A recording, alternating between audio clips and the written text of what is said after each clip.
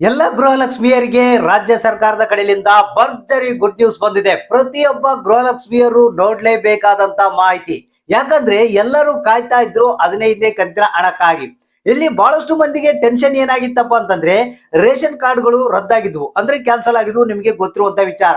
ಅದರಿಂದಾಗಿ ಬಹಳಷ್ಟು ಮಂದಿ ಟೆನ್ಷನ್ಗೆ ಒಳಗಾಗಿದ್ರು. ಏನಪ್ಪಾ ಅಂದ್ರೆ ನಮಗೆ ಗೃಹಲಕ್ಷ್ಮಿ ಯೋಜನೆಯ ಇನ್ ಮುಂದೆ ಹಣ ಬರಲ್ಲ, 15ನೇ ಕಂತಿನ ಹಣ ಸಿಗಲ್ಲ ಅಂತ ಬಹಳಷ್ಟು ಮಂದಿ ಅನ್ಕೊಂಡಿದ್ರು. ಸೊ ಈಗ ರಾಜ್ಯ ಸರ್ಕಾರದ ಕಡೆಯಿಂದ ಭರ್ಜರಿ ಗುಡ್ ನ್ಯೂಸ್ ಸಿಕ್ಕಿರುವಂತದ್ದು.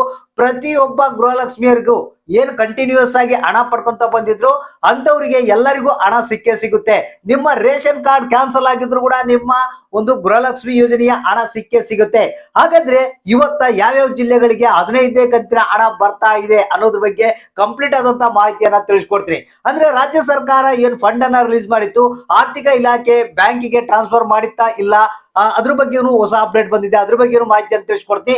ಇವತ್ತ ಎಷ್ಟು ಜಿಲ್ಲೆಗಳಿಗೆ 15ನೇ ಕಂತಿನ ಹಣ ಸಿಗ್ತಾ ಇದೆ, ಯಾರೆಲ್ಲ 15ನೇ ಕಂತಿನ ಹಣ ಪಡಿತಾ ಇದ್ದಾರೆ ಅನ್ನೋದ್ರ ಬಗ್ಗೆ ಕಂಪ್ಲೀಟ್ ಆದಂತ ಮಾಹಿತಿಯನ್ನ ತಿಳಿಸ್ಕೊಡ್ತಾ ಇದೀನಿ. ಇಲ್ಲಿ ಗುಡ್ ನ್ಯೂಸ್ ಏನಪ್ಪಾ ಅಂತಂದ್ರೆ ಬಹಳಷ್ಟು ಮಂದಿ ರೇಷನ್ ಕಾರ್ಡ್ಗಳು ಕ್ಯಾನ್ಸಲ್ ಆಗಿದಾವೆ, ಇನ್ ಮುಂದೆ ನಮಗೆ ಯಾವುದೇ ರೀತಿಯ ಸೌಲಭ್ಯಗಳು ಸಿಗೋದಿಲ್ಲ ಅಂತ ಬಹಳಷ್ಟು ಮಂದಿ ಬೇಜಾರಾಗಿದ್ರು.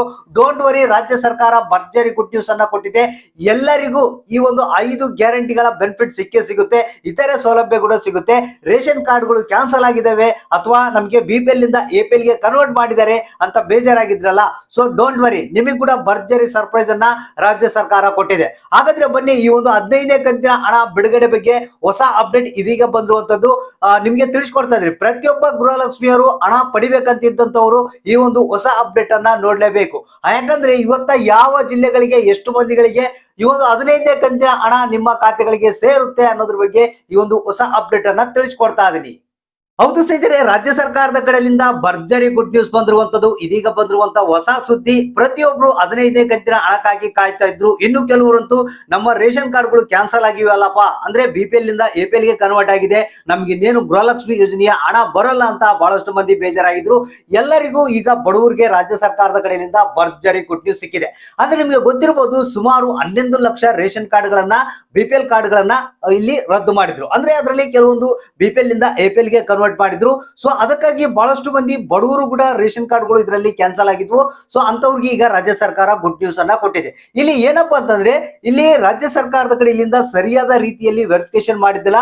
ಬಲ್ಕ್ ನಲ್ಲಿ ಒಂದು ಬಲ್ಕ್ ಅಂತ ಹೇಳಿ ಇಷ್ಟು ರೇಷನ್ ಕಾರ್ಡ್ಗಳನ್ನ ಒಟ್ಟಿಗೆ ಒಂದು 11 ಲಕ್ಷ ರೇಷನ್ ಕಾರ್ಡ್ಗಳನ್ನ ರದ್ದು ಮಾಡಿದ್ರು, ಅಥವಾ ಅದರಲ್ಲಿ ಕೆಲವೊಂದು BPL ನಿಂದ APL ಗೆ ಕನ್ವರ್ಟ್ ಮಾಡಿದ್ರು. ಈಗ ರಾಜ್ಯ ಸರ್ಕಾರ ಎಚ್ಚೆತ್ಕೊಂಡು ಏನ್ ಮಾಡಿದಪ್ಪ ಅಂತಂದ್ರೆ ಬಡವರು ಯಾರ್ಯಾರು ರೇಷನ್ ಕಾರ್ಡ್ಗಳು ಕ್ಯಾನ್ಸಲ್ ಆಗಿದ್ವು ಆ ರೇಷನ್ ಕಾರ್ಡ್ಗಳನ್ನ ಮತ್ತೆ ರಿವರ್ಸ್ ಮಾಡ್ತಾ ಇದೆ, ಅಂದ್ರೆ ವಾಪಸ್ ಕೊಡ್ತಾ ಇದೆ. ಕೆಲವೊಂದು BPL ಕಾರ್ಡ್ಗಳನ್ನ APL ಗೆ ಕನ್ವರ್ಟ್ ಮಾಡಿದ್ರಲ್ಲ, ಅವು ಕೂಡ ಮತ್ತೆ BPL ಗೆ ಕನ್ವರ್ಟ್ ಮಾಡ್ತಾ ಇದೆ. ಅಂದ್ರೆ ಕೆಲವೊಂದು ರೇಷನ್ ಕಾರ್ಡ್ಗಳು ಏನ್ ಕ್ಯಾನ್ಸಲ್ ಆಗಿದ್ವು ಅವುಗಳನ್ನ ಡಿಆಕ್ಟಿವೇಟ್ ಮಾಡಿದ್ರು, ಈಗ ಅದನ್ನ ಆಕ್ಟಿವೇಟ್ ಮಾಡ್ತಾ ಇದ್ದಾರೆ.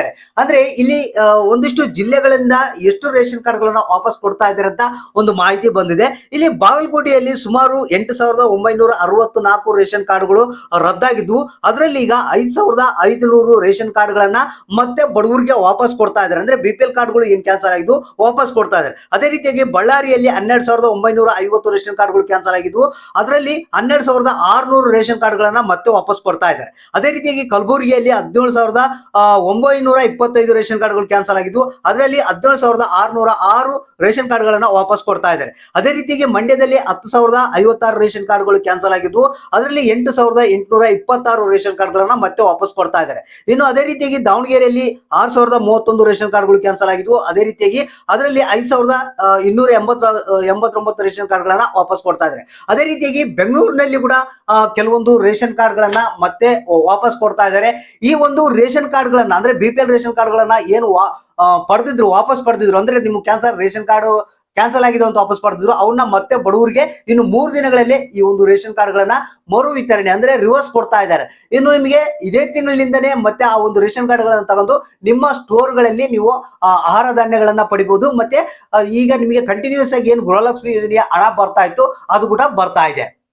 ಇನ್ನು ಮೇನ್ ಟಾಪಿಕ್ ಏನಪ್ಪಾ ಅಂತಂದ್ರೆ 15ನೇ ಕಂತಿನ ಹಣ ಇವತ್ತು ಯಾವ್ಯಾವ ಜಿಲ್ಲೆಗಳಿಗೆ ಬಿಡುಗಡೆ ಆಗ್ತಾ ಇದೆ, ಏನಾಯ್ತು ಇದ್ರ 15ನೇ ಕಂತಿನ ಹಣದ ಒಂದು ಹೊಸ ಅಪ್ಡೇಟ್ ಅಂತ ತಿಳಿಸ್ಕೊಡ್ತೇನೆ. ಇಲ್ಲಿ ಸ್ನೇಹಿತರೆ, ಇಲ್ಲಿ ನಿನ್ನೆ ನಿಮಗೆ ಆರ್ಥಿಕ ಇಲಾಖೆಯಿಂದ ಬ್ಯಾಂಕ್ ಗಳಿಗೆ ಹಣ ಒಂದು ಟ್ರಾನ್ಸ್ಫರ್ ಆಗ್ಬೇಕಾಗಿತ್ತು. ಸೊ ಕಾರಣಾಂತರಗಳಿಂದ ಟೆಕ್ನಿಕಲ್ ಪ್ರಾಬ್ಲಮ್ ನಿಂದ ಅಂತ ಹೇಳ್ತಾ ಇದ್ದಾರೆ, ಮತ್ತೆ ಈ ಒಂದು ಹಣ ಬ್ಯಾಂಕ್ ಗಳಿಗೆ ಇನ್ನೂ ಟ್ರಾನ್ಸ್ಫರ್ ಆಗಿಲ್ಲ. ಸೊ ಆ ಒಂದು ಕಾರಣದಿಂದಾಗಿ ಜನರು ಮತ್ತೆ ಕಾಯುವಂತ ಪರಿಸ್ಥಿತಿ ಬಂದಿದೆ. 15ನೇ ಕಂತಿನ ಹಣ ಸದ್ಯಕ್ಕೆ ಇನ್ನೂ ಬಿಡುಗಡೆ ಆಗಿಲ್ಲ.